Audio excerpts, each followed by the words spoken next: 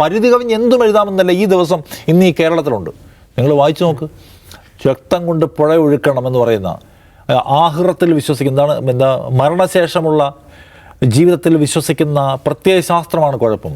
ഓരോ മുസ്ലിമിലും ഒരു പൊട്ടൻഷ്യൽ ജിഹാദി ഉണ്ടെന്ന് എഴുതി വെച്ചിരിക്കുന്നു, യുക്തിവാദിയാണെന്ന് അവകാശപ്പെടുന്ന ഒരു സംഘപരിവാർ നേതാവ്. ഇത്തരം വർഗീയവാദികൾക്ക് പരിധിയിൽ കവിഞ്ഞ് ഏത് നിലയ്ക്കുള്ള വെറുപ്പും എഴുതാൻ കഴിയുന്ന ഒരു സാഹചര്യം രൂപപ്പെട്ടിരിക്കുകയാണ്. അതിന് നമ്മളെന്തിനാണ് വകവെച്ച് കൊടുക്കുന്നത്? അവർ ഒരു ടെററിസ്റ്റ് അറ്റാക്ക് ഉണ്ടായിട്ടുണ്ടെങ്കിൽ അതിന് മറുപടി പറയാനായിട്ട് ഭരണകൂടമുണ്ട്, ഭരണകൂടത്തിന് നിയമപരമായ വഴികളുണ്ട്. അതിൻ്റെ മറപിടിച്ച് സകല മനുഷ്യർക്കുമെതിരെ വെറുപ്പ് തുപ്പാൻ കഴിയും എന്ന സാഹചര്യം ഇവിടെ ഉണ്ടാക്കിയാൽ അത് ഉണ്ടാക്കാൻ പോകുന്ന ഇമ്പാക്റ്റ് എന്തായിരിക്കും? അത് ഉണ്ടാക്കാൻ പോകുന്ന തുടർച്ച എന്തായിരിക്കും? ഇതൊരു പ്രധാനപ്പെട്ട പ്രശ്നമാണ്. നമ്മൾ അവിടെ കാണണം. ശരിയാണ്, അവിടെ ഉണ്ടായിട്ടുള്ള സംഭവം നിർഭാഗ്യകരം. മതം ചോദിച്ച് വെടിവെച്ചുവെന്ന് ഒരാൾ മാധ്യമങ്ങളോട് പറയുന്നുണ്ട്. പക്ഷേ അവിടെ വീണുപോയ എൻ്റെ ഭർത്താവ് എന്നെ വെടിയേറ്റ് വീണപ്പോൾ ഞങ്ങളെ രക്ഷിച്ചു കൊണ്ടുപോയ ആളുകൾ ഇസ്ലാമിക പ്രാർത്ഥനാ മന്ത്രങ്ങൾ ഉരുവിട്ടുകൊണ്ട് അവരാണ് ഞങ്ങളെ ഓടിച്ചു കൊണ്ടുപോയത്.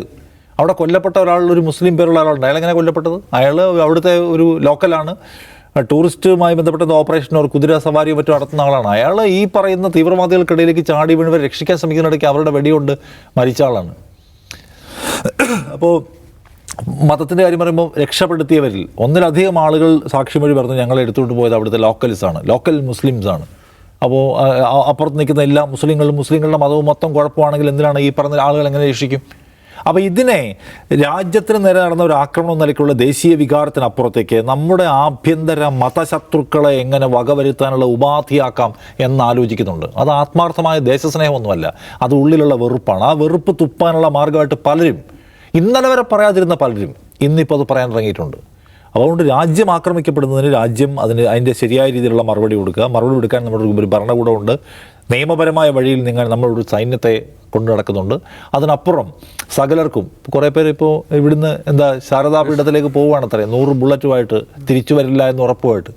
ഇതൊക്കെ എന്താണ്? ഇത് ഈ രാജ്യം ആദ്യമായിട്ടാണോ ഇത്തരം ആക്രമണങ്ങൾ കാണുന്നത്? എത്രയധികം ആക്രമണങ്ങൾ നമ്മൾ കാണുന്നു. ഈ രാജ്യത്തിനകത്ത് എന്തെല്ലാം കലാപങ്ങൾ, എത്രയെല്ലാം മനുഷ്യന്മാർ കൊല്ലപ്പെടുന്നു.